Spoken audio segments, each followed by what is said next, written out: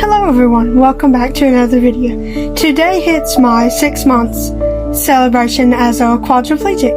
Now, me and my husband are going to do this a bit differently this time. Normally we always do just talking about it, what new issues I'm having and everything as we go further along. But today we are going to ask or answer some questions. The first question is, what has been the most unexpected change in your life?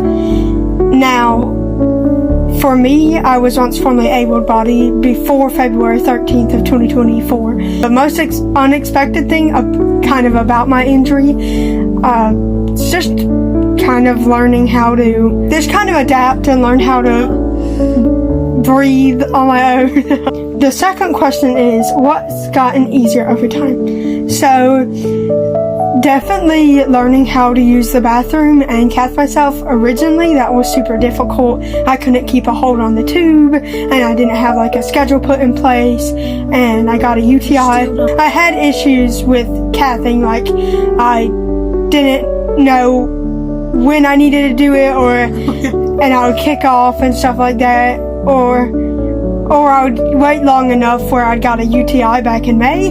That wasn't fun. But I've learned very, very well to hold the tube and when to go, what warning signs I get, and stuff like that. So it's been very easy to cath myself. Question 3 is, what's gotten harder over time? So this is gonna sound harsh, the way I love myself, because back then, I used to have issues with the way I looked and everything, and I kind of still do have that issue where clothes wouldn't fit me right, or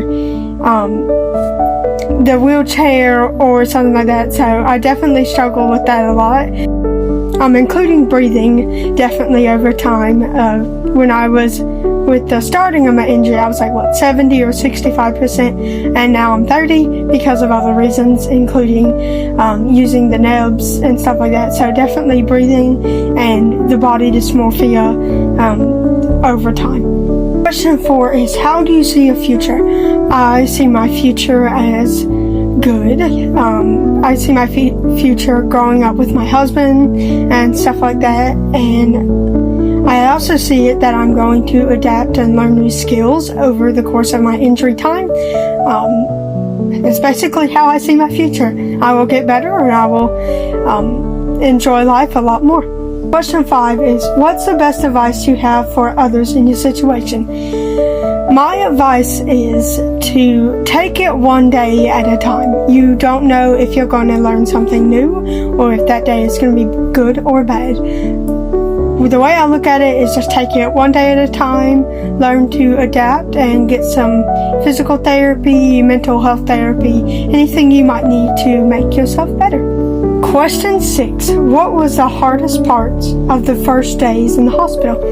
So the first days, definitely when I was in a coma and everything, was because my injury was caused by a suicidal attempt. So it was definitely harder to look at those and notice my husband was in such distress holding my hand while I was in the coma and stuff like that, and knowing I did want to die a couple of days ago, and then I was in the hospital being saved by ventilators and IVs and tubes and medications and stuff like that, and I was just looking at my life and like, do I want to be alive or do I want to pass away, and stuff like that. And it's a very hard thing to think about, definitely, for sure. But definitely the hardest things in the hospital was seeing, do I want this attempt to work, or do I not want it to work and keep living? So that was definitely a lot of those thoughts running through my head, especially on the first couple of days of my injury. Question 7 is, how did you develop an understanding of the injury? So I developed by looking on like the internet and stuff like that, including what the doctors were telling me about my injury, including other people who had spinal cord injuries themselves. Couple of my friends have spinal cord injuries before me, multiple months, if not a year. before me, and so they were able to teach me some of their ways, and that's how I kind of developed an understanding of my injury. Question 8. What was your greatest fear at first? My greatest fear was losing who I was. I was scared that I was going to be really different from how I was before, including how my husband's reaction was going to be. Like, would he still love me, even though he does, and I very much appreciate him. But I was definitely thinking about stuff like that, like, how are people's reactions going to be? Are they mad at me? Will I still be the same person? And stuff like that. So that was really my greatest fear at first. Question 9. How did the family members respond to the news? Well, my family, like my sister and my other brother and my husband and everybody else in his family, was definitely sad to hear that I wanted to kill myself. That was not a fun day for anybody. Obviously, people were crying. My husband had to tell y'all guys that I went in a coma and everything, and he almost cried on that video.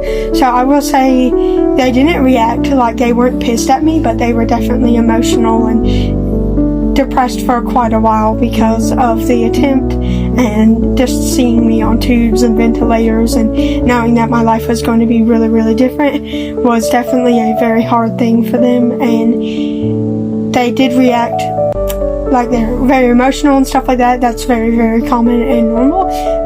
But then over time, they've learned to adapt, and I've learned to adapt, and now we're doing okay. Question 10. What personal support was most helpful to you? So, the personal support I was planning on getting was mental health therapy, but definitely the second one is just coming up and talking to people like my husband or his wife or everybody else like my sister or anything. Definitely just people's support and being there, and that was the most helpful. A lot. They taught me tricks and tips and stuff like that. It was very wonderful and helpful that they were there. But that's 10 questions about my spinal cord injury. I hope you enjoyed the 6-month anniversary, and I will see y'all next month. Bye! Bye!